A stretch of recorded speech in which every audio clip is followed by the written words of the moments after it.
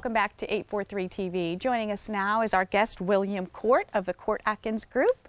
Good morning, and thank you for coming out to this beautiful spot this morning. Good morning. It's a pleasure to be here. Now, we understand that your firm has a wonderful ability to be able to blend the home designs with the environment. Tell us how you go about that. How do you approach that and do it so seamlessly? Well, we are blessed to live in an absolutely wonderful part of the world, and so it's a great opportunity for us to work in a community like this at Spring Island. The low country tradition and aesthetic is what drives a lot of people to want to be here.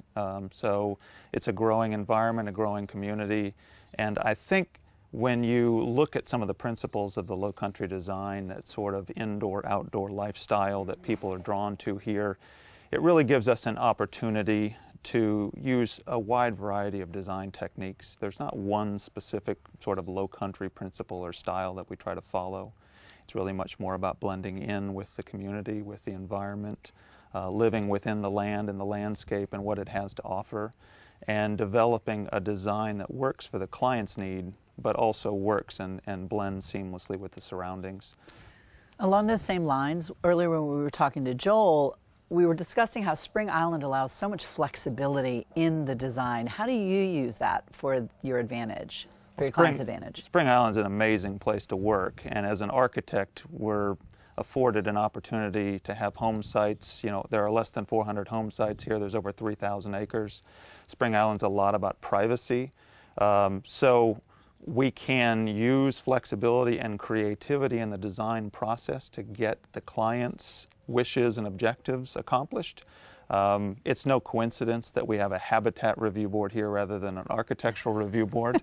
I think they're every bit as concerned about creating and maintaining the privacy, that understated elegance that exists in Spring Island and all of the amenities here and all the rich surroundings. So sometimes we have opportunities to nestle homes right within a wonderful live oak canopy. Sometimes we have a wide open home site that has built-in privacy just because of its size. Regardless of how it works out with the site, it gives us the flexibility to kind of impart unique character and design ideas on each project that have more to do with what the client is looking for than what we're looking for. But in reality, we want those clients to feel like they own the island, that it is theirs, that they can't see their neighbors. And Spring Island wants that very much too. So it's a great opportunity. You've always told me, and I've seen this in practice, actual practice, that customer service is your main goal. And a lot of times people think, well, I'm designing a house, I'm building a house, it's so much trouble and I don't know how to do that, I've never done that. Can you walk us through the planning process? Because I've seen a different side of that than that fear. Sure.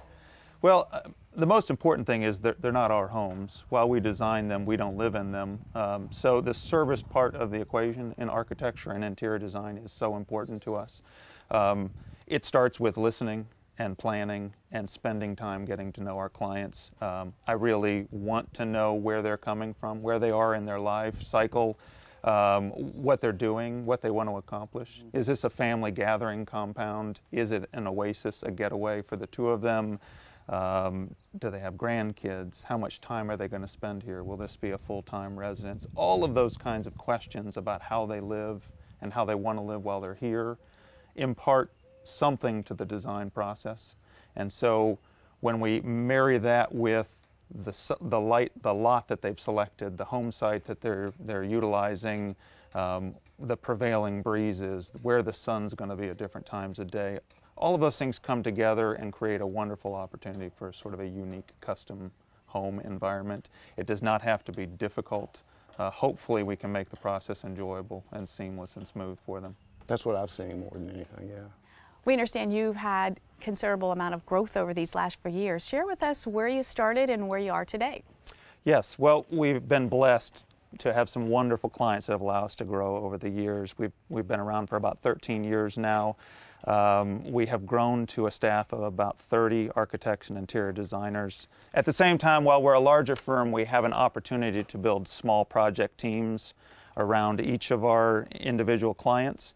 So our hope is that they will learn to know 4 or 5 of us very intimately, and that we'll have an opportunity to work one-on-one with them as we develop their design.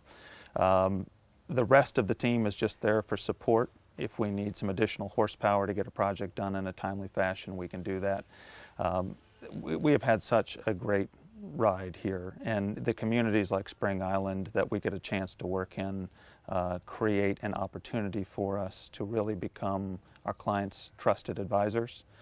We can work with them on design, architecture, interior design, all of the fine details, but we can also get to know them and how they live and how they work, and the opportunities that afford us to become that trusted advisor for them. In a meeting recently this week, we were talking more about places to eat in Beaufort and Bluffton than we were about the architectural details that were going to be needed to support the project. I want to get to know our clients in that way, and that really helps us. So you're getting them a jump start on the lifestyle that they're going to have here after they move into the home. Exactly right. That's really fantastic. Well, thank you so much for joining us. Happy to be here. Now you guys stick around and we'll be back with more 843 TV.